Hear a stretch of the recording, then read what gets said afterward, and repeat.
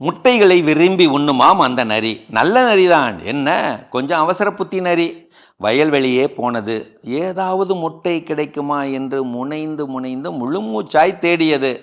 ஓரிடத்தில் வயல்வெளி நண்டு ஒன்று அப்போதுதான் பெய்த மழையில் நனைந்துவிட்டு வெள்ளை வெளேரென அமைதியாய் இளைப்பாறிக் கொண்டிருந்தது.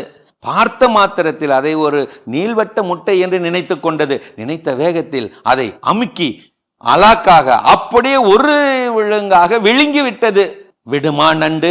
அதன் கை வெட்டு கொடுக்குகள் வாயிலிருந்து தொண்டைக்குழி வழியாக வயிற்றுக்குள்ளே குடலுக்குள்ளே போக போக போகும் பாதையெல்லாம் அந்த கொடுக்குகள் அறுத்து கொண்டே போக கதறியபடியே உருண்டு பிறண்டதாம் அந்த நரி.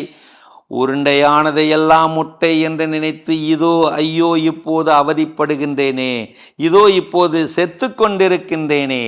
அறியாமல் செய்யும் தவறுக்கு நீ பொறுப்பில்லாமல் இருக்கலாம், ஆனால் என்றைக்கு நீ அறிந்தே செய்கிறாயோ அன்றிலிருந்தே நீ செய்யாத தவறுக்கும் பொறுப்பேற்க வேண்டியிருக்கும்.